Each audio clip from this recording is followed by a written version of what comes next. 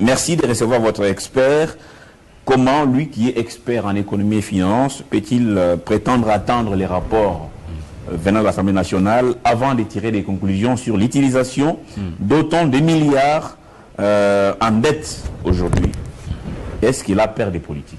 Non, je n'ai pas peur de politique, mais étant expert, j'ai besoin des éléments probants pour formuler mes analyses. Je ne peux pas formuler mes analyses sur base des spéculations, et là, je sortirai du cadre scientifique.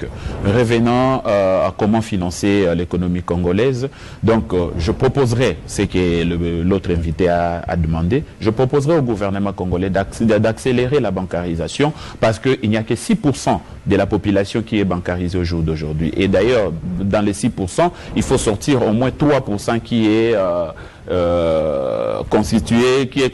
comptes qui sont constitués de comptes de paiement des salaires de fonctionnaires et agents de l'État.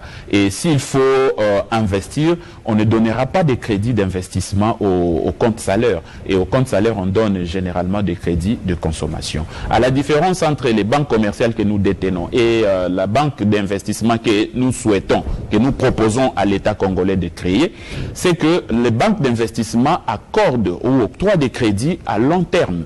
Et c'est des crédits à long terme qui sont censés être réinvestis. Et tandis que les banques commerciales donnent des crédits commerciaux. Et les crédits commerciaux sont généralement à courte durée, des crédits de consommation qui ne peuvent pas être investis et générer des revenus. Si l'on veut aller vers la croissance économique, on doit beaucoup plus penser sur l'investissement. Et pour penser sur l'investissement, on doit avoir des banques d'investissement. Aujourd'hui, nous décrions le fait que ce sont des étrangers qui détiennent des capitaux. Qui sait que ces étrangers amènent leurs capitaux à partir de leurs banques d'investissement de leurs pays respectifs? Ils puisent de l'argent là-bas, ils viennent investir chez nous parce qu'il y a de perspectives de rentabilité. Mais les Congolais, ils ne vont pas aller s'endetter à l'étranger. Il faudrait que l'État congolais crée un climat des affaires moroses pour permettre aussi aux Congolais d'avoir la main dans le pâté. Sinon, on sera toujours là en train de voir les autres s'enrichir à notre barbe,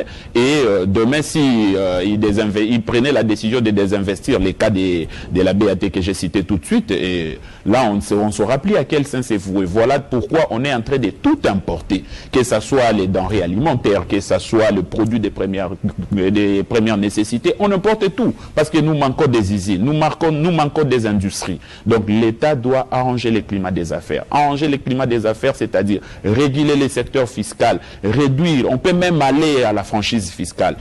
Les Émirats Arabes Unis en ont fait, ils ont développé leur pays. Le Singapour en a fait, il a développé son pays. Et le trop d'impôts tue l'impôt. Hein? Il faudrait qu'on essaye de voir. Dernière question en 30 secondes.